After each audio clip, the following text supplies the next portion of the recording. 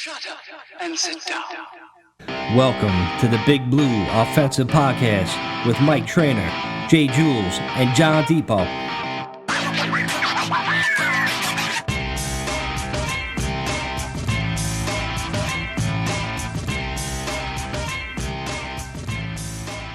Yo, what's up, Giants fam? Welcome to the BBO NYG Podcast. I am Mike, that's Jules, that's Sean. I don't know about you guys, but I still been celebrating. I've been celebrating for days, man. It's been nonstop. What a W.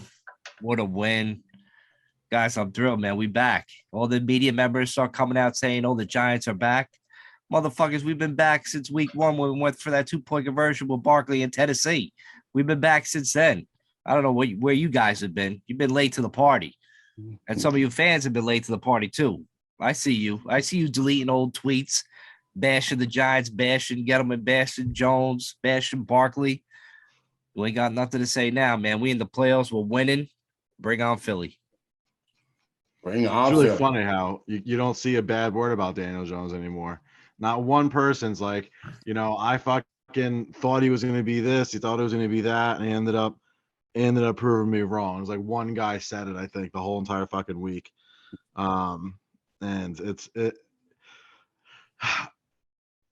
I don't know if the vindication made it more fun or just because it was been so long since we won a playoff game, man.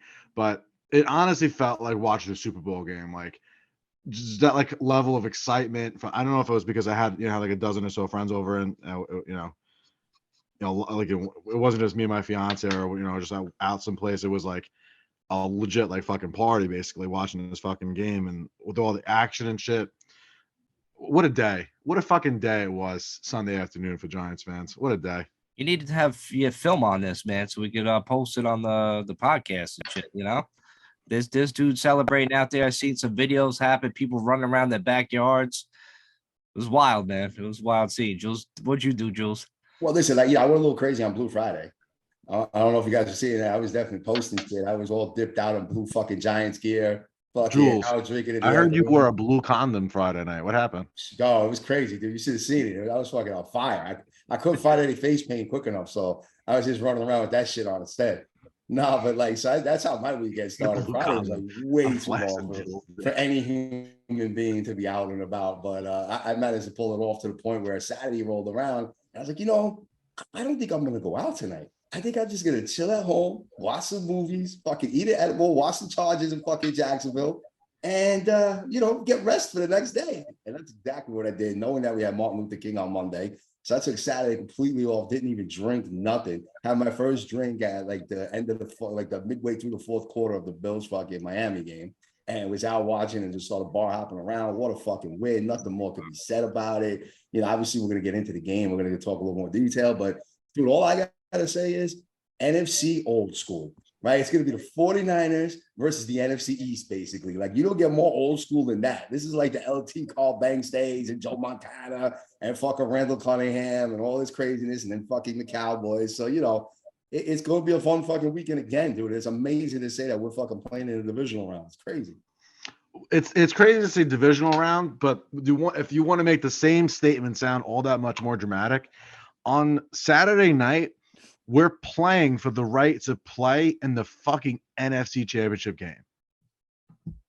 There you go. Fuck divisional round. Like, we win Saturday night. Like, it's not outside the realm of possibility. The Giants are one of the hottest teams in football, if not the single hottest, cleanest playing football team right now in fucking football. Maybe besides the 49ers, but we're not playing them right now anyways. So Jacksonville's pretty hot. You never fucking know, bro. One fucking win, we're literally in the NFC Championship game. Well, that's fucking something, bro. Before we get into Philly, let's talk about the win on Sunday against Minnesota, man. Minnesota went up 7-0. They pretty much shredded the defense, real quick on that drive. I was like, at the time, usually that would be the time I'd be nervous, but I really didn't feel nervous about this team. Something about this team, man. And they just responded. The offense came back. Barkley with that huge run. I knew he was going to have a good game. Tied it up real quick. Then we got the ball back going up 14-7. Then it should have been 21-7, but all right, we had to settle for that field goal, after a bullshit call, whatever. But I tell you, man, the way these guys have been playing, the way Daniel Jones has been playing, it's just really, really, truly what a great group of fucking guys to root for, man. I haven't felt this happy about this Giants team, and not even in the last time we made the playoffs in 2016 or whatever. I didn't really feel like good about that team. They're always bitching and shit about each other, but like this team, man, just seems like a close knit team. You can see it with Ward's Instagram videos and the way they talk about each other, like in the post game. God, man, this team is like really fun to watch, man. I tell you, man, beating Minnesota. I know they got that whack ass defense, but we shredded them. People wanted Daniel Jones to score 30 points. Well, you know what? He did. In his first playoff game. And it's funny that you say that because I've been hearing a lot of that same shit this week. And I don't mean to change the subject again, but I just got to get this point out. You said this team is like easy to root for. It's fun to root for. And that's been a common theme basically on every Giants podcast, on every fucking, sports radio talk and sports talk radio and all this shit. It's the same players. Where have you been that now all of a sudden this team is fun to fucking root for? 90% of the time, they just wanted all these motherfuckers to fail. Not even 4 months ago. Now all of a sudden they're fun to root for, bro. They've been fun to root for. You don't get to fucking hop on the train now like some kind of an asshole saying, "Oh yeah, I was about it all the time." No, you weren't. You can watch the games. You can fucking have a smile, but no, you're not liking it like we're liking it. It's I know. A different situation. I know. If I feel like I wish I could smack these assholes. I'm not gonna lie, man, because they were a thorn in our side. Like you just on social media. Shouting out the podcast, being part of the haters club most of the time. They were really just like dicks about it. I'm like, listen, I'm just trying to root for my guys, my team. The guys like Gettleman got us and Joe Shane got us. It's a combination of both, man. It's just what a fantastic group of people, So yeah. I don't think it's an outlandish statement to say that there is a real world possibility that not a real world possibility. That's not the right choice of words. I'm not gonna be able to say this as eloquently as I want to, but there's a world where there's an executive who's no longer an executive who deserves fucking executive of the year this year. Dave Gettleman built this team, and the top dozen and change players, all of them, the whole reason why we are where we are all his guys. So just saying. Yeah, and I kind of like to see, that's where I get a little too much with it. Did Dave Gettleman put some, that's where I think it's a little too much with that. Like, did Dave Gettleman put some pieces in place, some very key pieces in place? Absolutely, without a fucking doubt. He never had the coaching staff right, okay? Let's not talk about Thibs. He doesn't get any fucking credit for that guy, all right? There are guys that have been stepping up in the linebacking spot position, Becton stepping in, tight. Like there's been guys coming out too. So it's more of a combination where there were certain pieces that were missing and Shane came in and he put those pieces in place to make us that much better. And then we have the right coaches in place. It's been a whole combination of shit. If anything, maybe Gettleman gets 1/3 of the credit, but there's a little bit too much of that shit floating around on social media. Like, oh, this is team. Reese never did anything, but fucking this guy, look what this. He didn't. It's like, he didn't, Jules. He didn't leave Gettleman with any young talent. Fair. Gettleman really had to develop that young talent, and that's the difference. Gettleman left young talent for Joe. Reese never did that for us. Remember Reese's last year, he went on a fucking shopping spree, signed everybody, put us in cap hell the year before Gettleman got there, signed all those big fucking contracts. And you know what? Gettleman had to be the fall guy. People had to hate on him, but I know where all that hate comes from. It's for the OBJ trade. And you know what? That OBJ trade led to us and Dexter Lawrence, probably the guy that's getting compared to Aaron Donald. You know what I mean? So between that and the Leonard Williams trade, which was just fantastic. When Gettleman traded for Leonard Williams, people bitched about giving a 3rd round and a 6th round, whatever the hell it was. My man literally changed the defense overnight. The second he stepped in that lineup. And now look at what the team got. But Juice, I'm 100%. I have your back on this. I really believe it's a combination, but there's people out there that just keep calling Gettleman the worst GM. He's the worst. I don't give him any credit. You're an idiot if you say that. You're a fucking idiot. Because I can admit that he wasn't perfect, but you gotta share you gotta share it. Even media members are fucking finally waking up to that thought that we've been saying for how long. Me and John been saying for like how long, and now I do feel vindicated about that. I feel vindication. You know what I'm saying? He got us a franchise quarterback, franchise running back, franchise left tackle. I can't ask for anything more than that. I just can't. Well, Mike, I have good news for you because he gave you more than that. Not only did he give you a franchise quarterback, franchise fucking offensive weapon / running back / fucking wide receiver 2 / fucking rah guy / team captain / fucking idol of the locker room in Saquon Barkley. Also gave you a franchise left tackle, but also gave you a franchise defensive tackle who's literally dominating the league. Also gave you a second one to partner up with. Also gave you an outside pass rusher who's basically averaging 0.75 sacks per game, which is unbelievable in his young career in Azeez Ojulari. Also gave you Azeez Ojulari, who's Adoree Jackson, which look at the difference that we had. Look at the difference that game was fucking from 2 weeks ago to now with Adoree Jackson and Xavier McKinney. Thank you, Gettleman. Julian Love. Thank you, Gettleman. Darius Slayton. Thank you, Gettleman. Nick Gates. Love was all right. Slayton, look, let's call it out. Slayton stepping up in a role that he's been forced into, right? Did he still play like Slayton with drops and this and that? Of course he did. One drop. He had that bad drop. He did have that bad drop.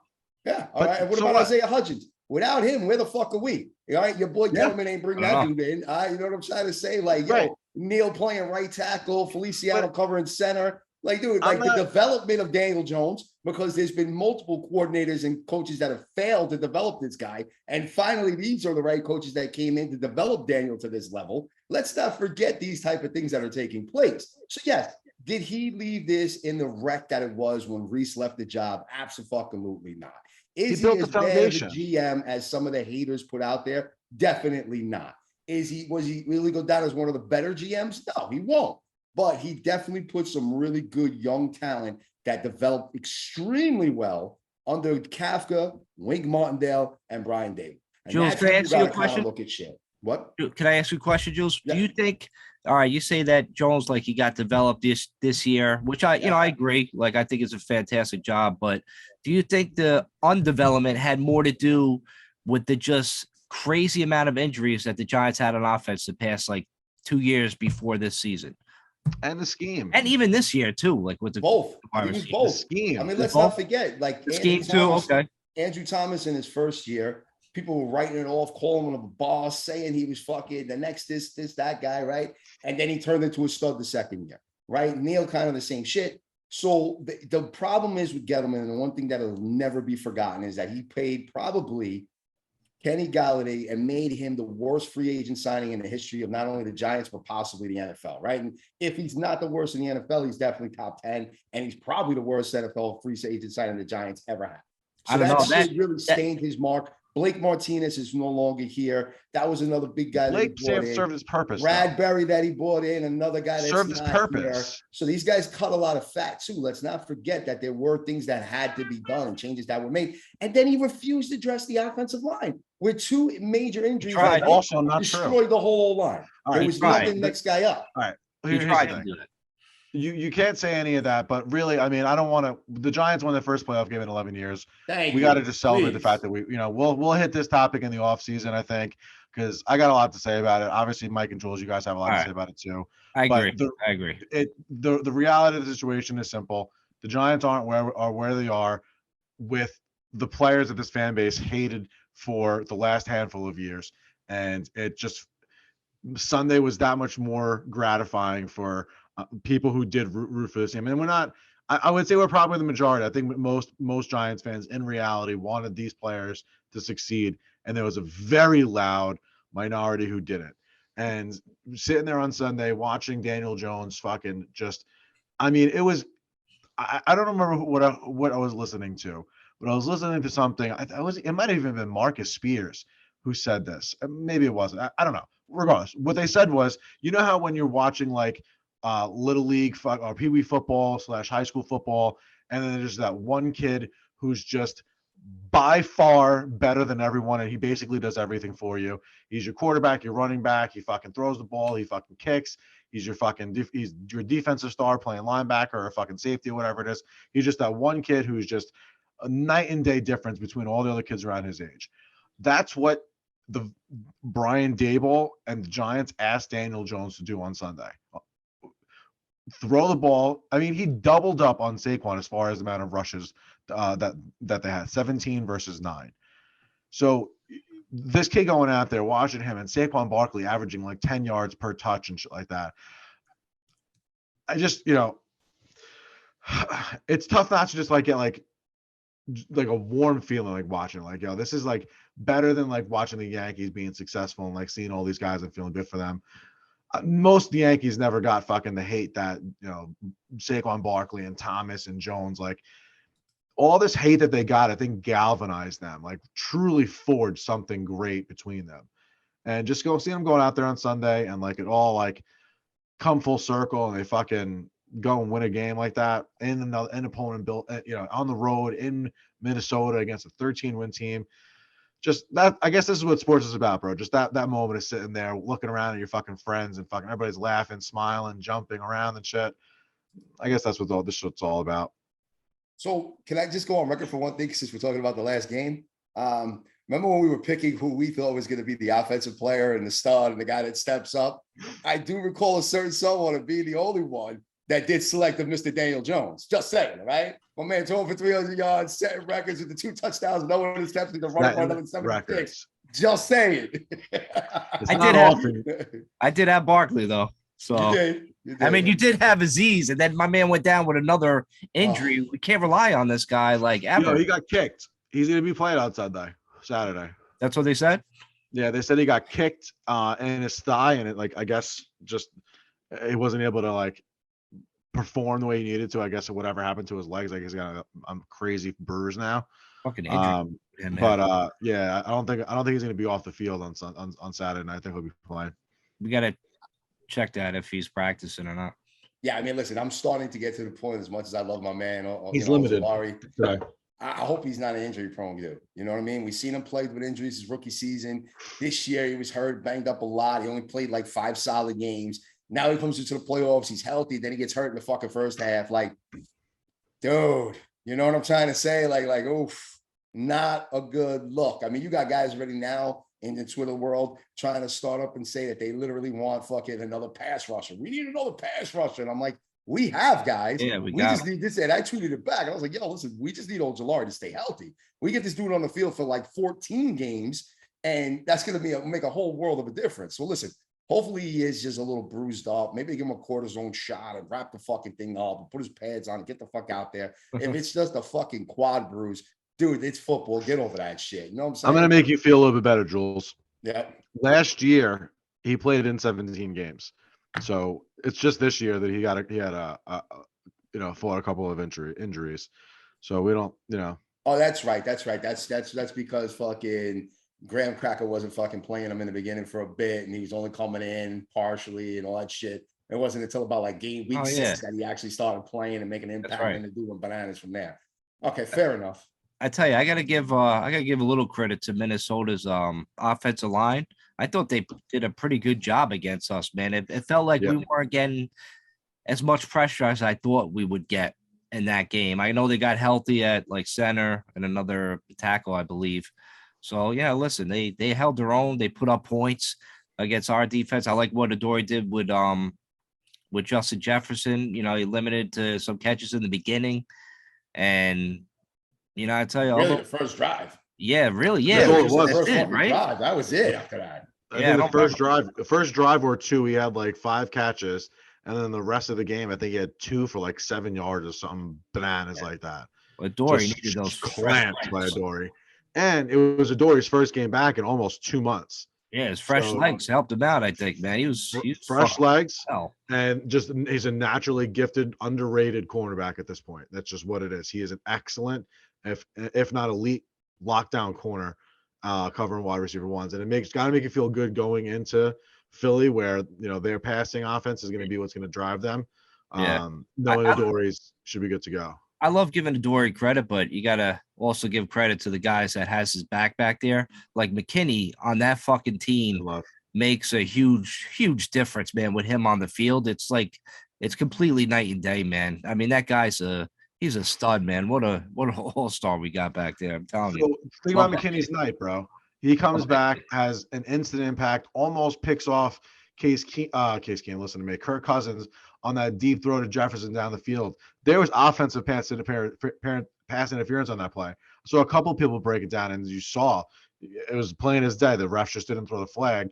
And had that not happened, then Jefferson just let him. I guess you can't let him. I mean, that's probably why he interfered, because he knew he was going to catch the ball. But that should have been an interception. And then, however things happen at the end of the game, last play, they said you're one-on-one with the guy who's been killing us the most today, and forced him to catch the ball fucking close to the line of scrimmage, and then just jumped on him like a fucking gorilla and threw him right to the ground and on the sideline, man. McKinney's a fucking baller, and fucking him and Love, bro.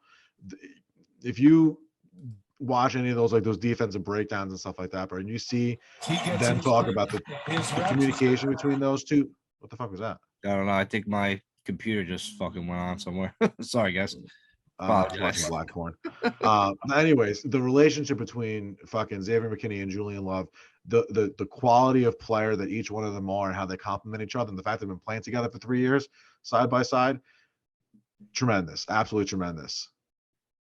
And listen, not to mention anything, but that, of course, is always going to be my boy, because I liked him the year before, Ojulari. So like, so far, I've always had a guy that we drafted off the fucking, for the defense, and I've been a huge supporter of him in the second round. With that said, he also hasn't played against Philly this year. Just throwing that out there. All right. McKinney has not played against Philly this year. So, like, you want to talk about having a difference here, a difference maker there. If you could give me this whole full, healthy fucking defense against the Eagles, let's go. That's what I'm saying. Let's just fucking go. Jules, let's flesh out that point. Not only did Aziz not play against the Eagles this year, neither did Leonard Williams or Adoree Jackson. That's huge. You know what I mean? And Leonard Williams, Adoree Jackson, McKinney, and there was one other guy that now I can't think of it. None of them played against the Eagles at either one of those two games, because at that time, maybe latter part of the middle. It was December. We didn't play until the first week in December. Yeah, so like right around then, there was like 5 weeks left of the season or whatever it is. We played them. That was when we were at our most injured, playing our worst football. And then shortly after that, guys started coming back. We got Isaiah Hodgins playing out there, and then from there, the team has just been a completely different thing. And you look back at the record and you say, the Giants didn't really finish the season on a high note. Well, just look at the last few games and take away that Philly game, because we didn't play a single starter more than 2 snaps the entire game. So that doesn't count. Like, that's a preseason game. That Giants played 16 games this year, realistically speaking. So, you're going to have you were very undermanned in the first matchup, and then you were just not manned, literally not manned in the second matchup. So it's gonna be interesting to see a defense playing well, the pressure up the middle with the secondary, what they could do against a rusty Eagles team. I mean, I don't know how rusty they are, right? It's just how the teams respond after a bye week. That's always a question, at least in my mind. I think I kind of made up for it at the end of the last podcast, where I was mentioning that, the starters still practiced. They still fucking got ready. They still traveled to Philadelphia. They still did all those things. So it was a little different. They were ready. They were week off, but you could see how much of a difference that made, because Barkley looked fresh like it was the beginning of the season. Jones was running all over the fuck. Everybody looked fresh, healthy, ready to fucking play. So and hopefully that shit carries on into next week, because listen, that was the first fucking thing I noticed. We go down 7-0. You're right, Mike. I wasn't overly concerned. I wasn't nervous. I was like, all right, you know what? Fuck it. They took it to us on the opening drive. Let's fucking go. Let's see how we respond offensively. And for us to just literally come right fucking back and march right down the fucking field, I was like, okay. I was like, now it's the defense prepared to fucking step up, and they did. And then we went right back down the fucking field again. You're like, yo, what the fuck am I watching? You know what I mean? And that was where you just knew and had that feeling that, like, this is going to be that game. It's going to be back and forth. I mean, shit, the announcers were getting fucking hard on us just talking about it. They're like, it's going to be one of those games that comes down to the last possession. Oh, my God. And going on and on and on, which it kind of did, right? It was just that Minnesota needed to put one in for a touchdown to fucking come back and even tie. So, it literally was the last possession. We just held them down, and that was the end of it. But, listen, it's going to be very interesting to play the Eagles this coming Saturday night. Look, they put us in what I like to call the fucking asshole game of the week, because it's Saturday night, and and especially talking about these fucking Philly fans. Look, I don't give a fuck if you all want to, you listen, or you know someone, or they're related to you somewhere, somehow. Like 97% of the fucking fan base is a bunch of assholes. So now you're going to put this shit on a Saturday night where no matter where the fuck you watch it, unless you're in the comfort of your home or someone else's home, you're going to be out. There's going to be a bunch of assholes watching this game. There's no doubt in my mind. Bro. This is going to be one of those games where if you want to be that asshole, you go to a Philly bar, you go to Philadelphia if you're a Giants fan, right? If you're a fucking asshole from Philly, you're going to probably look to do the same. It's going to be that kind of environment, that kind of crowd. And look, the fact that we're going to be in Philly, that stadium's going to be like that too. It's just going to be one of those kind of like, okay, we're not playing the America game at 3:00 like fucking Buffalo is with Cincinnati. We're not playing the early fucking weird game at 4:30 on Saturday with Kansas City. No. They gave us this particular game so that everybody's going to go out. There's no excuse not to be out drinking. Once the game is over, it's Saturday night and you're in a bar already. Like there's no work tomorrow. It's going to be one of those kind of games this Saturday against a division team that we already lost to this year. It's tough to beat that same opponent 3 fucking times, especially when you're division rivals like we are. It's going to be a game. It's going to be that kind of game. That's the mood that Jules will be in on Saturday. Just to put it out there on fucking Tuesday night. There's a reason why Philly has like a jail cell in that stadium. So, I mean, take it from me. Give my advice. You don't want to go in there. It's just a bunch of fucking Philly shit eaters that can't handle the liquor. All right, so stay away from there. I'm very excited. You talking from experience. I might have like walked by there, or might have walked in and out real quick. I don't know. I don't remember. It's not a place I would want to go now. Later on in life, at like 20 years old, it's a different story. But I tend to stay away from places like that now. But I think I'm just gonna chill in the comfort of my home Saturday night, get ripped, watch this game. I'll probably start pre-gaming like real early on Saturday. So I might be a mess on Twitter. Especially like when we win, it's just I'm gonna be so obnoxious to these people worse than I usually am and writing a bunch of crazy shit. But I can't wait for Philly. I can't wait for this team to I want to see what damage they could do because Philly, don't forget, boys, they're banged up. Hurts is banged up. Lane Johnson is banged up. A couple guys in the secondary is not feeling so great. And I tell you, man, if they don't stop Daniel Jones running over the goddamn field, I think somebody compared him to like Kaepernick when Kaepernick was running around. Colin Coward. Yeah, Rich Eisen. Rich Eisen. I tell you, Eisen did. People dogged him for that, but listen, I remember betting on Kaepernick back in the day with San Fran, and my man was 1 year. 1 year. It was one phenomenal year when he went to the Super Bowl. But I got to give Rich Eisen credit. He was running over the goddamn field, fucking throwing these passes. Like, listen, Kaepernick was on fire that year. And I just hope Daniel Jones just continues this, gets a nice contract and just, continue this fucking track we're on right now, running the ball, passing the ball. He's just, God, if he gets a number 1 wide receiver, because there was a couple shots in the end zone that he had in that Vikings game that was a short touchdown with a number 1 if like a D-Hop or a Justin Jefferson was on our team, because that late in the game when Slayton dropped that ball on that 3rd down and long and he was just wide open, number 1s don't drop that ball. No offense to Slayton, because Slayton's been good for us. So the yards after the catch, phenomenal, man. He's been doing really well, but number 1s, they don't drop that fucking ball. That's the game right there. That game is over. We don't have to rely on Kirk Cousins throwing a 4th and 5-yard pass when it's 4th and fucking 12. Like, you know what I mean? So we can't have those mistakes against Philly. We have to be perfect, and we have to win the turnover game. That's it. You're right, bro. And the nice part is the Giants are the leading team with giveaways this year. Daniel Jones has been supreme. Fortunately, our skill position players. I don't think any other than Richie James. I don't think anybody's got more than 1 fumble. I think Slayton's gotten 1. What's his face? Hodgins hasn't been here super long, so you can't really even say that. Saquon, I think, had 1 fumble, but it went out of bounds, so it wasn't even a turnover. So they've been playing real clean football, bro. And that's what you need to do. Like, it's not a secret. On paper, the Eagles have more big name talent at more positions than the Giants do. So when you're fighting from a disadvantage from that standpoint, you need to be fucking. You gotta want it more. That's really what it comes down to. You gotta want it more. You have to be perfect. and you have to outthink your opponent. That's just what it is. And fortunately, they always preach smart, tough, and dependable on this team. And it's funny when you see a guy like Hodgins come in and you see, is he smart? I mean, you watch some of his tape, listen to how people break down his tape and what he's doing and the little nuances to his route running and getting in guys blind sides and all this shit and fucking these little deke moves he does and stuff. Is he dependable? I don't think the guy's dropped the pass yet. He's been catching everything all over the place.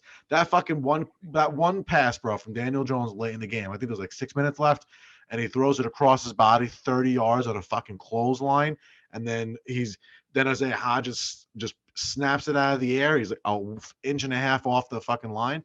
That was reminiscent of that Manningham throw, bro, and Super Bowl 46. Just fucking throwing it up there for your wide receiver to go make a play. Only place you could put it where only the receiver has a chance at it, no one else does. And it's either he makes a great play or it's an incomplete pass. And exactly what he did in a huge spot, and he fucking caught it. So it was a nice catch. But that Manning to Manningham was the most incredible pass I've probably ever seen. I mean, the stakes were, infinitely higher. It was, they were down in a Super Bowl game. So it was incredibly more important throw, obviously, and it's a little bit different, but just the ability to throw the laser like that across his body to somebody who's that dependable to catch it like that's pretty good. Is Daniel Jones smart? Is he tough? Is he dependable? Everything. Saquon, Andrew Thomas. I mean, you got a lot of guys in this fucking team, bro. Like if they could just believe in each other. Yeah, they do believe in each other, bro. They do fucking believe in each other. There's the Giants every week. They put a sights and sounds video out. So I guess they have a camera crew that stays on the sidelines and just fucking records. They'll have the highlights, and then you'll see the team react and who's playing, saying what to who, and the coaches going up to them after and shit, coaching them up. And it's a sick video. It's 8 minutes fucking long, bro. And all you see is just different players. It's not just like the offensive line. I said with the offensive lineman, bro. It's just random position groups. They're a fucking brotherhood. They're a fucking family in that locker room, bro. They're gonna fucking kill for each other, and you can see it.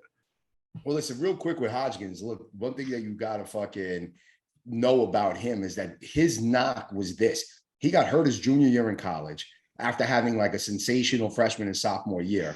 All right, and then when he was getting drafted, he runs a 4.6, like a 4.61 on the combine. So immediately these red flags went off. He wasn't a big physical guy that literally can push to get off the line of scrimmage. He relied on a lot of his agility. So that's why he fell in the draft.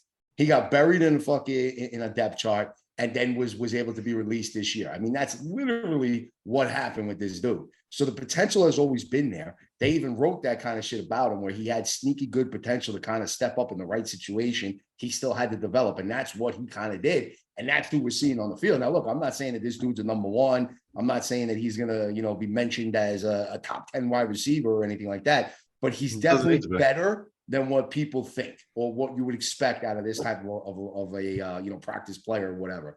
So it was injuries. It was a smaller school. It was the fact that he, ran a small, 4.61 in the combine, got buried on a depth chart when he got drafted.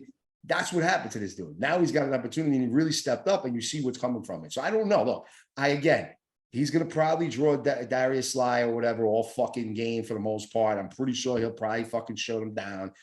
You know what I mean? It's going to be tough, dude. It's going to be tough. We're going to need to play smart football. We're going to have to grind it out. We're going to have to take what the defense gives us. If they're pressing, take a shot downfield. We're going to have to play like that fucking type of game. So, it's on. It's fucking on. That's it. Can we beat a divisional opponent? Yes. Anytime you play a divisional opponent, that team can fucking beat the other one. And that's it. That's bottom fucking line.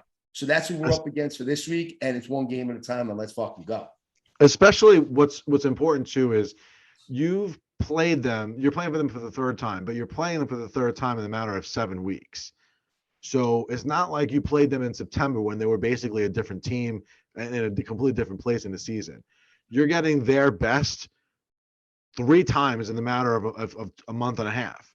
So, you've seen the best that they can offer you. You've seen what they can do in 2 different games. Now, just luck, statistics are on your side.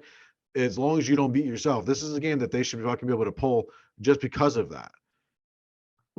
Listen, There's so Washington much beat 'em. tape. There's so much that you can see just from your own interactions with them because of how recently these games were. Washington beat them. Why can't us? You know what I'm saying? So, any given Sunday. And then if we beat Philly, imagine if Dallas beat San Fran, and then we just have Oh to my beat God. Dallas to get to the Super Bowl. That would just Could be you amazing imagine? to go to the NFC East, to go to the Super Bowl, and just to be like, oh my Bro. God, I'm gonna be relentless. Well, listen, let's just put it out there. First of all, Relentless, bro. You're But so San Fran's right. gonna beat them. last night was a San very Fran's gonna- interesting game from Dallas. Just because I know we're gonna get to the pickup segment, so I've been very Oh, yeah, quiet yeah. about a lot Okay. of this, right, All guys? right. All Hey, right. don't get me fucking going with that just yet, all right? All There's a lot of that whole pickup segment where I was like pretty fucking quiet. I was just sitting back and fucking a lot of that came true. So All right, we'll let's get just there. leave it there, right? We'll right. rematch that. We got another one coming up in a few.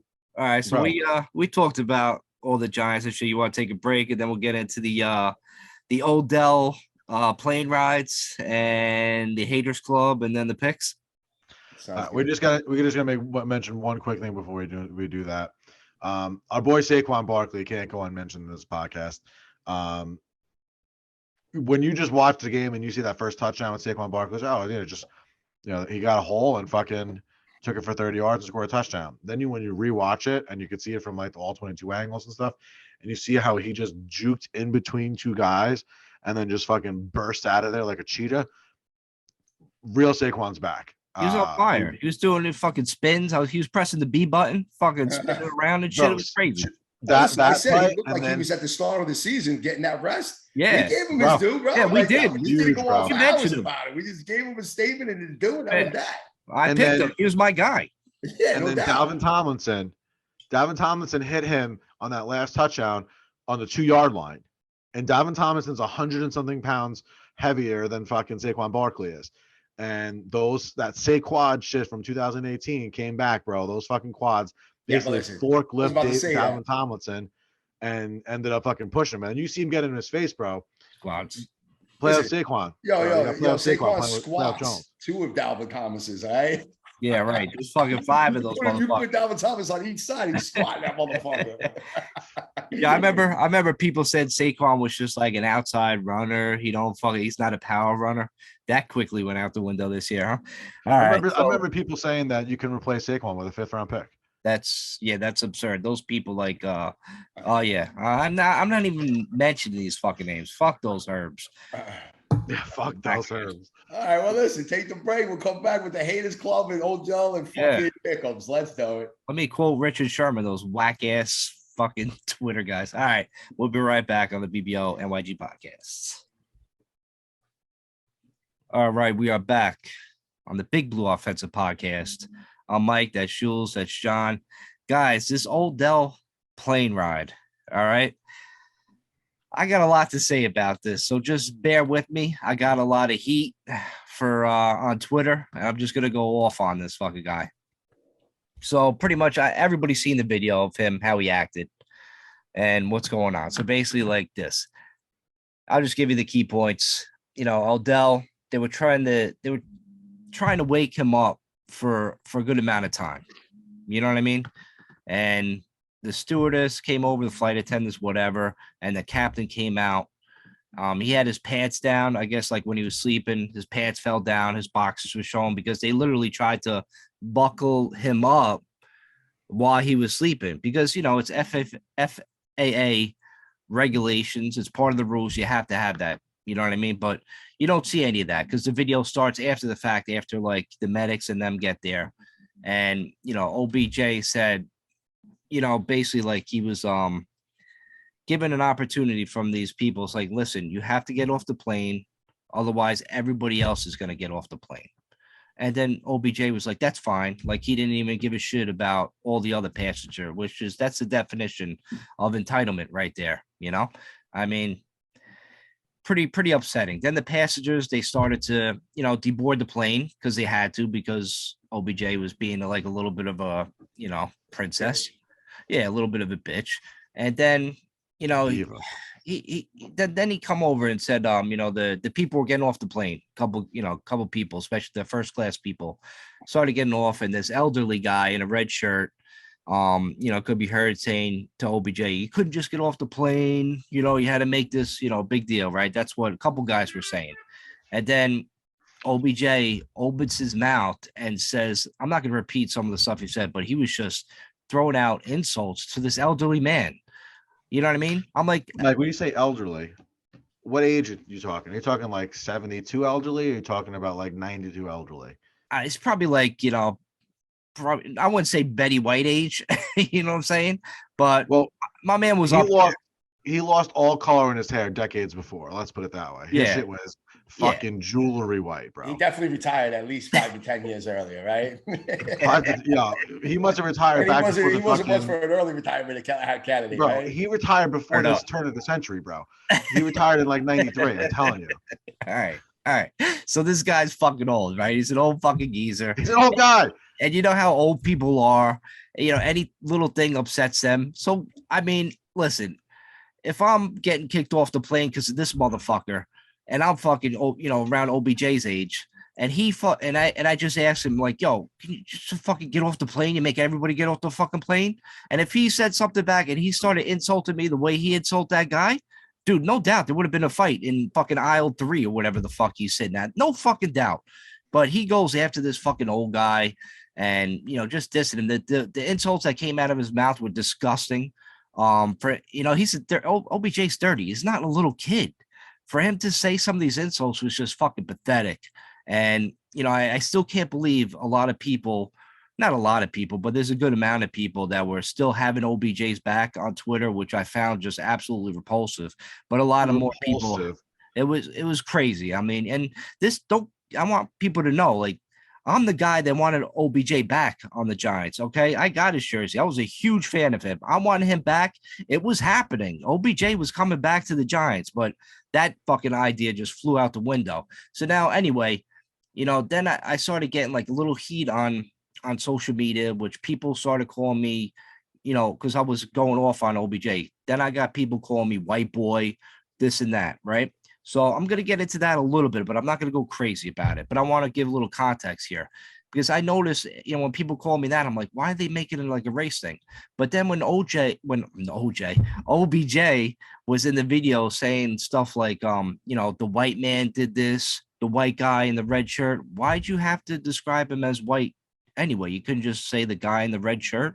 And he did that twice to the people. Describe like you, elderly guy in a red shirt. That's it. He didn't have to go making like white, black. I just felt that like a little, okay, maybe OBJ is like a little bit of a bigot here because he said that to the people on the medics. He's like, don't let me see this guy outside. And he was saying to this guy on the phone, whoever he was talking to, kind of like that. And I'm like, what a fucking asshole. I really didn't expect him, to be honest, to be like that.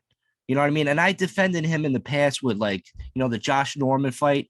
But, when he's fighting 3 different teams, and eventually becomes like a you problem. You know what I mean? So basically, like, I got into all that. I was watching the online. I was watching people defended him. Some people said he was sleeping. And I'm like, all right, you thought he was just tired? I mean, guys, you got to wake the fuck up. He's coming from hanging out in Miami up all night. He said he just wanted to stay up all night so he could sleep on the plane. The dude's 30 years old and is in Miami. Like, do I got to really, like, explain that to you? You think he was just tired? You guys got to grow up. And then there's other people that said, the captain and the stewardess, whatever, was on a power trip. They just want to get the fuck out of there. They're not on a power trip. They got to buckle these motherfuckers up, and they got to make sure everybody's fucking safe.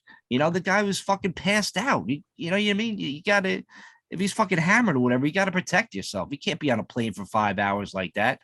So then some people like that came after me said the medics checked him out, right? And I'm like, guys, all the medics do was just put a thing to check his blood pressure. My man's blood pressure probably hasn't changed since he was in 7th grade. He's a professional athlete in the prime shape of his fucking career. So get off that. You know what I mean? But the really thing that pisses me off is that OBJ didn't apologize for it. He still came out and he still said shit like this. This is one tweet he said on Twitter. He was replying to somebody else that gets me into like the whole race kind of topic. He's like, I can't lie. I was so mad, talking about the guy in the red shirt. He's like, bro said everything but the N-word to me. I'm like, but he didn't say the N-word to you. So you're insinuating that this guy's racist. You're the one that's showing your true colors. It was fucking pathetic all around. And I wanted this guy back. I have his jersey. Like oh God, I wanted him back on the Giants so bad. But after all that kind of shit, I still can't believe it.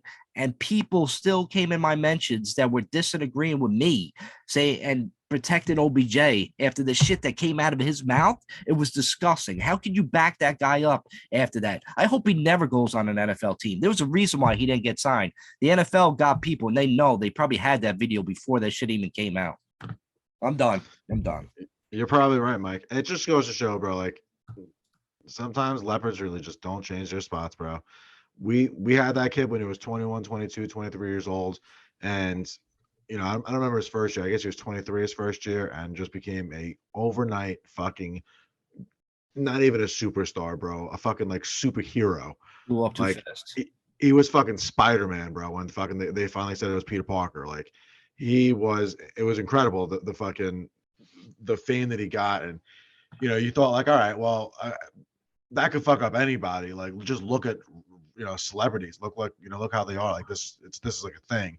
That's what he is. You would have thought like, all right, he's a professional athlete. He's obviously not just a straight retard. So he's got to know like, all right, it's all well and good now, but like, a few years from now, like you don't want to wear at your welcome and your fucking cash cow, that like your whole legacy. Like he's gonna eventually wake up. It's 26, 27, like that. Like you think he'll wake up. He's 30 now. He's had a million injuries, and this is your attitude. This is how you carry yourself. Like you're so delusionally entitled to think that an entire plane should unboard just so you can have your fucking 5 minutes of fucking TMZ time. Like, John, I wanted him to mature. Remember I said any team could ever want him. What'd you say? Remember I said I wanted him to come back, be mature. I wanted to come back too. Kind of make up for like his past, all his antics. I wanted him to like be like a redemption story. And now I'm not him and Landon, bro. And Landon did it, bro. Landon shut the fuck up, came back, said, let me fucking do the right thing. And in his mind, for whatever the fuck that means. But he could have went to a few different places, I'm sure, decided to come back home to the Giants, and has been a net positive for sure for the Giants so far. I'm just the euphoria that we felt when we saw Landon Collins return that fucking pick six versus Indianapolis, basically officially punching our ticket to the playoffs.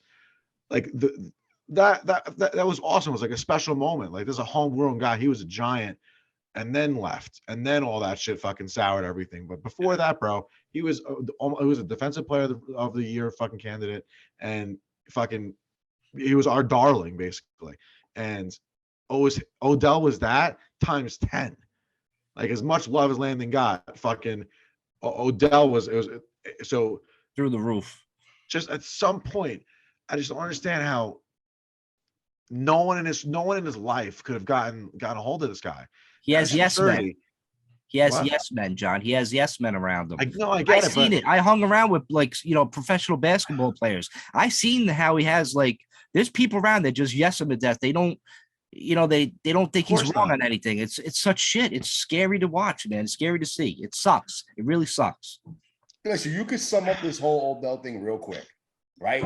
He literally a few months ago dragged on this whole thing about wanting to sign with one of these teams and who's it going to be. Maybe it's Dallas, maybe it's the Giants, maybe it's Buffalo. And he was actually brought into these places. He was given the fucking key to the town. He was taken out for dinner, and he was just showing about how he makes everything about himself, because clearly when you see what was said in the plane, the first thing you fucking said was, well, one of the first things was, listen, whoever you are, if you don't get up out of your seat, we're going to have to start letting the rest of the passengers get off as well. And he was like, go ahead, let them get off. Right. And immediately made it about himself. So look, you know what? Say what you want, but clearly nothing changed about this guy. He put on a good show for feeling the Super Bowl win with the Rams last year. And that was, he got caught up in the moment. He got caught up with Von Miller and Matt Stafford and all these dudes. Won a Super Bowl ring, and now he's right back to where he was, dude. And that's just the end of it. That's who the guy always has been. That's always who he's going to be. Nothing changed. And thankfully, we realized this before signing him to some kind of fucking 4-year deal or some bullshit and waste of money like we did with Galladay. So, fucking bro. Just imagine. That imagine the Giants did sign him, bro, a few weeks ago, and that came out fucking $12 million a year. bonus this year, whatever, signs a 2-year deal, 3-year deal, fucking for like legitimate money, not 20, obviously that's never going to happen, but fucking 10, $12 million. And he wasn't able to come back. His injury just never went away, obviously, because that's why he's not playing right now and not even a consideration for any team. And then this video came out. How much of a fucking distraction would this video be right now? I'm going into Philly week, bro, going into that Minnesota game. All the players, every single one of them, gearing up for their fucking first playoff fucking thing. You earn your wealth in the regular season. You earn your legacy in the playoffs. And while all of these guys who were in their early to mid 20s at the oldest are taking their first jump into fucking writing the true first chapter of their legacy, they would have been having to answer this fucking clown's questions, bro. One after the other, 5 different interviews on fucking 3 different radio stations all fucking week, and it probably would have went straight through the playoffs because Odell would not just be a free agent and the NFL's problem, but specifically the New York Giants problem. And would have been a fucking nightmare. And we probably wouldn't have won Minnesota. Now I wish he signed with Dallas so they could have that. Listen, you know what? Well, how Dallas leaked that shit? Yo, Jerry Jones saw this tape fucking months ago. That's why. No doubt. No, that motherfucker. They had that shit. They had that shit sent to him. Jones was like, "Yo, you can fucking bring him out for dinner. We ain't signing this clown. Fuck that." But anyway, that brings me into the Haters Club segment because I told you guys I got like a lot of Chad Powers got a lot of heat with his OBJ statements or whatever. So one of the guys that came after me, hate is at Shig Dollars at SHIG. It's a Midwestern white boy right there. I feel it. Nah. DOLLAZ. He has to be black. Yeah, he has to be Chicago suburbs. He has Uncle Buck. He has to I think be he black. lives in Utah. This guy. I think he's from a Mormon community. No, I didn't really look at his profile. I think it might have been he's a solid 45-minute drive on a good day to downtown Chicago. It's probably he's gotta be down south this shit, man. With the Z at the end of this fucking thing, it's gotta be a fucking that's probably like a South Florida fucking type of vibe. But anyway, like I knew he was black. I knew he was black because he called me. He's like, "Oh boy, a white man really knows how to over misuse something." So I'm like, "Oh, he's gotta be black," coming after me about the whole OBJ thing. Why whatever. can't he be Asian? He can't be Asian like that.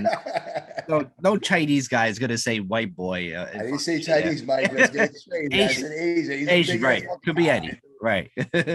So it could be my girlfriend's brother. Like, who knows, man? He could come after me.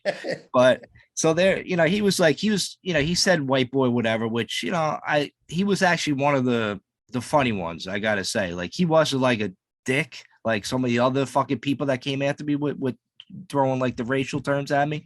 And basically he's like, oh, he's like he's most likely a cornball, and he's like, he's probably one of those, if you respect the law, the cops will leave you alone people. So right there, I clicked on his profile. I'm like, he's got to be. And I couldn't see his like picture because he has like this something over his face, like an octopus or something. I don't know what the fuck it was, right? It's fucking weird. And shit. So he came after me, and then we were going back and forth, and he took a picture of me on the podcast on the YouTube, right? And he's like, "This you?" Have people do that kind of shit.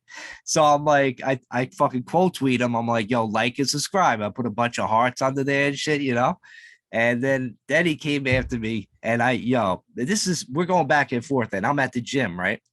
And I'm fucking doing this. I keep looking, I keep checking my phone. And he did get me good, man. He caught me off guard. He put an even closer picture up of me, right? And he's like, "Yo, man, where are your lips?"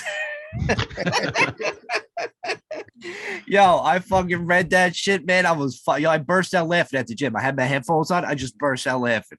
I know people probably looked at me like, what the fuck this kid laughing at? But that shit got me. I even told him, like, yo, that shit was fucking funny, man. You fucking got me. So we just left it at that. But it was just like over the whole OBJ shit, man. It's just like, I don't know. It's just fuck. I can't believe that race actually played a part in it. I mean, you don't have to support him just because he's the same color of you. Like, I'm only going after him because he's an asshole. There's plenty of fucking black people that don't support OBJ. You know what I'm saying? Because he's an asshole. You know what I mean? You don't have to make it like race. I just found that weird. And I did find it weird, like I said, about OBJ, saying white guy this. I mean, there's no need for that kind of shit. I just kind of felt like, to be honest, I felt a little bit upset, a little bit sad. I'm like, this is really what we're fucking going to now. I was just like, man, this is just, I don't know, it's just fucked up in more ways than one. Even more than just the racism thing, just as a man, like I don't get. He was yelling and no, I don't say attacking the guy, like not physically, obviously in any way, shape, or form. He was leaned over the seat, just like, just truly. I think the only word for it is just punk, like just being a punk. Like a fucking 13-year-old who's like mouthing off to some fucking, to some cop or something like that. Like he's 30. Like right, exactly, bro. It's just like you're a fucking punk, bro. Like, how do you let that blessing of talent that you were given, the fucking physique, we still talking about Odell? What? When we stop talking about this fucking douche already? Like, I love this fucking Odell talk. Like, I'm falling asleep here, guys. Like, for real. Like, Odell got way too much credit on this podcast. Listen, right? it was good. Yeah, way too much publicity on this shit. Like, it's part of the haters club. It's part of the haters club. I had to get it out there. I get that part. I get that part. But if you really do want to play the race card, you can put it right back at Stephen A. fucking Smith. Because apparently, from what I've been hearing, his hatred for the fucking Giants goes back to the draft with fucking Daniel Jones, that we took him over Haskins, and then the fact with Brian Flores and all this other bullshit. So he's just been fucking caught up in all this hate towards the fucking Giants and the whole fan base in general, just because of all some bullshit from the past too. That makes no sense. Clearly, Jones was the right fucking pick. I mean, he might even be the better pick over Murray. And that's going to be decided over the next couple of seasons. That's right. I fucking used to say that when I was calling out that little midget a couple of fucking years ago. So let's go. The little midget. Like, let's do this shit. Like, it's hard with that, right? Juice, you know why? Because Kyler Murray, they had to actually literally put a clause in before they took it out for him to stop playing Call of Duty and get with the playbook. You don't need to do that with Daniel Jones. He's in the building the whole fucking time. He's always studying. Him and Barkley. Barkley's always on the fucking head. Right. Like, of course he's a better quarterback. That meme that came out, the one where fucking Daniel Jones throws up like the deuces, like the peace sign, like fucking on the plane ride home, I guess, out of Jihad Ward's story. And people turned it around and they made it to FU, and it was for all you haters and whatnot, which is great. But if you watch the full video clip, he's literally on his fucking iPad looking at like film and shit while he's going home after a playoff win. Barkley too. Barkley and Saquon. Yeah, Mike, exactly. Yeah, I mean, that's fucking incredible, man. What can be said about that type of shit? And meanwhile, Kyler Murray would have been in the back fucking drinking a beer, playing Call of Duty and shit. Like, let's go. That's no doubt. So Stephen A. Smith is someone on my haters club because it's like, bro, get over it. But at the same time, he was all decked out in Buccaneers gear. We saw what the fuck happened there. So, you know what, Steven, keep that shit up. Because according to him, we have absolutely no shot against Philadelphia this coming Saturday. So good. Stephen A. Go fuck yourself, but let's go. That's funny. And of course, every single fucking Philadelphia Eagles fan, because they just get the big fuck you, because I can't stand that fan base. As many years as I spent going to Boston for the Yankees, I still think Philly fucking takes the case as the worst fucking fan base in all of America. Possibly in the world, but I don't know enough about England and their crazy asses, so I can't really say much about them. So I'll just keep it to the States in this country and say that is the worst fan base by any other fucking fan base in this entire United States. Fuck Philly. So what I think I've learned in the last 5 days, I'd say, is when the right after the last snap of that last Eagles game, the season finale. Fuck. All right. Just say fuck Eagles fans and move on. No. That's always a good way to Eagles fans, move on.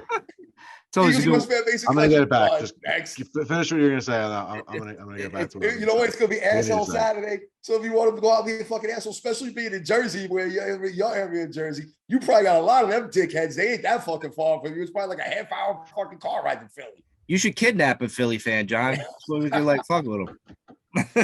You know what? I'm gonna request appointments in South Jersey. Like once you get past Tom's River, there's a lot of Eagles flags. So I'm gonna request a couple appointments in Tom's River, and then they're gonna just let me into their house, and then I'm gonna I'm gonna hold them hostage. Yo, just drop us. You be like, listen, sir, may I use your restroom? And you go in there, you just put a fucking double decker in their fucking bathroom. If anybody don't know what an upper decker is, when you, take and fucking you pull a poo, little the upper fucking deck. New York Giants fucking sticker on it. Be like, all right, I'm out, bitches. Listen, if you get a guy dressed up in green, you just fucking pee on him because yellow and green makes blue. You turn that motherfucking blue. So what I was gonna say before was it's kind of funny, like the role that the Giants have in like the NFL as far as being like prolific in the sense of, you know, having 4 Lombardis, been to 5 Super Bowls, which is far more than most teams in the NFL. Just the idea that every time they go except for once, they were completely counted out, completely. And then going in to the Minnesota game, like basically all week, and it only ramped up as the week went on. And we record Tuesday night, so it wasn't so dramatic then, but by the time you got to Friday, Saturday, there was like almost an uneasy feeling to most people saying the Giants are going to win the game. You're like, this actually feels a little bit wrong. Like, I don't like this. Like, I'd rather people be betting against us. Now we win that game, and now everybody's like, I'm back to, you know, the Giants are going to get smacked. The Giants are going to get smacked. And it's like, you know what? This feels better. Doubt me. It's 24 hours too, which is great. Because like Monday, that wasn't the vibe. Yeah, that wasn't the vibe. You saw the Giants didn't land yet, and they just fucking pretend like morning, we can just smack. Oh my God, you're gonna get a 13-win team. Philadelphia, Jalen Hurts are on another level. He's an MVP candidate. All right, motherfuckers. We'll see y'all Saturday night in the asshole game. How That's what I call the asshole game, right? Play it simple. We're just a fan podcast, obviously. Asshole game on Saturday. Saturday night, bitch.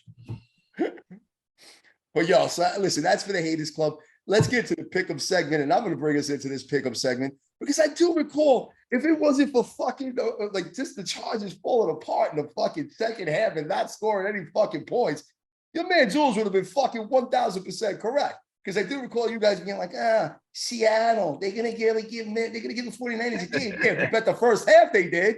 Outside of that shit, they got smoked. I couldn't even watch the fourth quarter. It was so embarrassing by that game. All right. Yeah, they gave up. What else was I calling over there? Like I said, I already counted for the fucking Chargers. That was just a joke. How you go up 27-0 with Trevor Lawrence throwing 4 fucking INTs and then literally fucking let him come back, score that last touchdown before the half, and then just get him completely shut down in the second half. And with all that talent, no Austin Eckler, they stopped running the ball. I don't know what the fuck the Chargers did. Their OC, if it hasn't happened already, I know there was a lot of like buzz going around that he should get fired. They fired. Right? It's official at this point because I saw it earlier in the day. Yeah, he's gone. That was fucking obvious that was going to come. And then we swoop into Sunday. Oh, it's going to fucking roll. They haven't covered shit, bro. What did I tell you? Another winner chicken dinner. I said bet the Giants on the money line. That shit came through. And then the Bengals, even though they got that fucking gift, because I don't know what my man fucking Todd Hundley was doing. He was trying to force the ball over the fucking goal line and then had that shit snatched and knocked out of his fucking hands and returned for a 99-yard defensive fumble recovery touchdown. Like, get the fuck out of here. And then the Cowboys, like I said, with McCarthy's job and Dak's job on the line, went in there and they smacked old man Brady all over the fucking place, all right? Like, that's it. The GOAT he is, but he's an old GOAT. It's time to put him out to the pasture and let him dry. All right, so that was that week. Let's get into this week. Let's start with Saturday. It's what? Kansas City against Jacksonville. Oh, boy, 4:30. What is it, like an 8.5 point spread, Mike? Yeah. 8.5. Go ahead, gentlemen. I'll let you go. I like Jacksonville getting the points because Kansas City, their defense is whack. And Jacksonville can put up points, obviously. As long as they don't turn the ball over fucking 5 times like they did the other night, I don't think they're going to turn the ball over. I think it's going to be a clean game on their part. And I can see Jacksonville covering, but I like Kansas City winning on the money line. So if you want to do both bets, do both bets. I agree with 100% of what you just said. Yeah, basically I do too. I mean, look, if I see the same Trevor Lawrence that I saw in the second half, they're going to hang with Kansas City for a bit. But I just think, you know, Kansas City's got too much firepower, too much experience, Andy Reid, the whole nine. Look, Spagnuolo's going to be dialing up shit. They're going to be too much to handle by the fourth quarter, and that's where they're going to pull ahead. They could cover. I could see them pulling out with a 10-point win, but I could also see them winning by 7. So they had a 10. That number is right on that dime right there. They had a 10-point win earlier in the year when they played each other. So, and that game, it was closer than the 10 points. So, yeah, we'll see. That's what I'm saying. Like, you can see that last minute, like where they could pull that 10. I actually see Kansas City winning by 7. Do I feel confident taking 8.5? Not really. I'd like to wait to Saturday and see if that line moves or not. Yeah, if you have balls, you just want to take the money line. The money line is minus 450. If you wanted to, because Kansas City, they're on a collision course to play Buffalo. I think everybody knows that, but we'll get to that in a minute. But the next game, the Saturday night game, obviously the Giants and Eagles. Giants are actually getting asshole game. 7.5 points they're getting, and their Giants are plus 275 on the money line. I'm taking both those fucking games, no doubt, both of them. You listen. Look, this is tough. This is tough. Like, look, could Philly, be faking it with the whole, Jalen Hurts he's not 100%. He's not like, I just hate it. Like, I feel like they are making excuses already. And generally, when anytime teams make excuses, one of two things happen. Either A, the excuses become reality and they fucking falter and they're in a dogfight and they can lose the game. Or B, it's like fucking Dallas was last week, on Monday night, where they were going into that game where people were picking Brady. There was a lot of fucking Tampa Bay fucking influence. If I'm not mistaken, they were even leading as far as the America's picks on fucking Caesars, right? So there was a lot of that bullshit going on in terms of that. And, Dak, and they didn't look good, and they lost to Washington, and blah, blah, blah, blah. And they came out and they smoked them, right? Granted, the first two series, they didn't do shit, but the defense held long enough. Brady was rusty, and they just came out and spanked, right?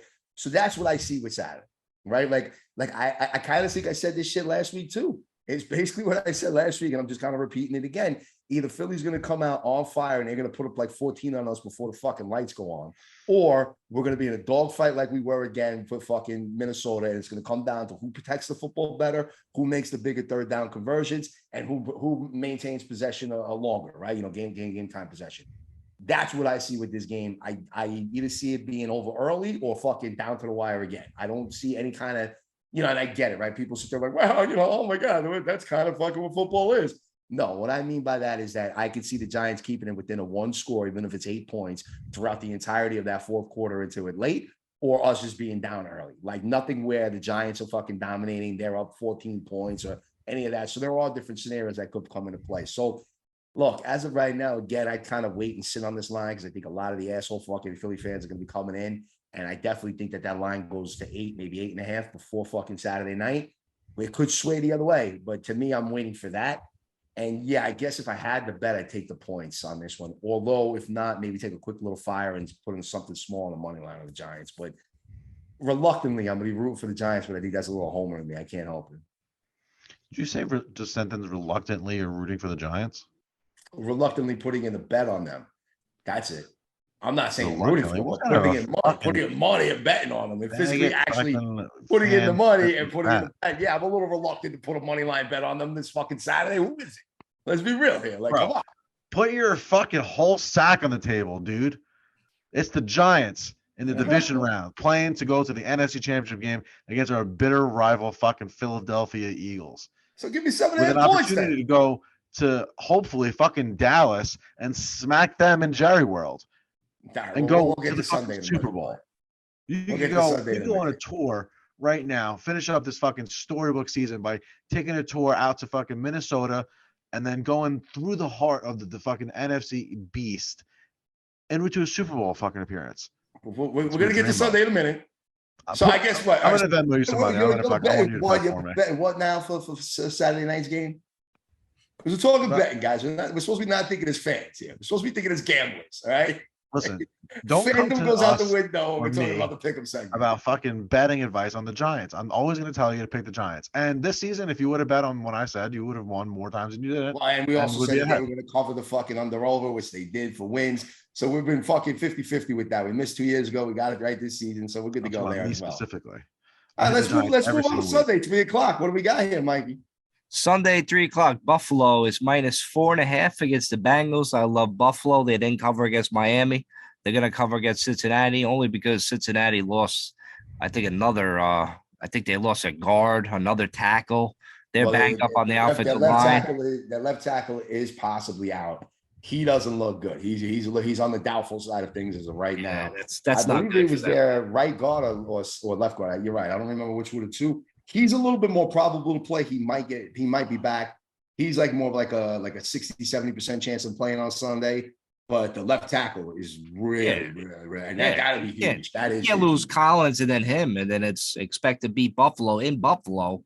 It's just no chance. I'm sorry. I think Buffalo runs away with the game.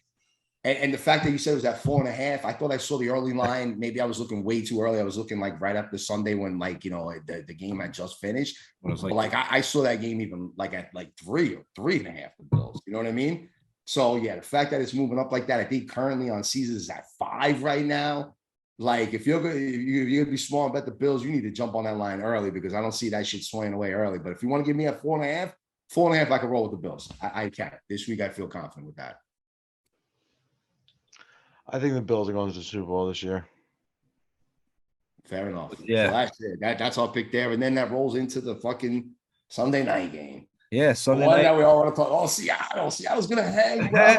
Seattle's going to hang with the hottest. They were for a minute. They were for a minute. Bro, they're like 12-2 over the last 14 games. The 49ers. 49ers is scary. It scared me. Like I didn't think Brock Purdy's first game. I thought he'd be a little rusty in the beginning. He was. But then all of a sudden, I mean, Jesus Christ. 49ers, they're opened up -3. Steve Young. It was like Steve Young fucking 2.0 or some shit. It's crazy what Purdy's doing. His players, though, bro. His skill position players are difference makers everywhere, man. Of course. You know, you can see the difference of like watching him versus Daniel Jones. Like Daniel Jones had to take over the game for him to be prolific.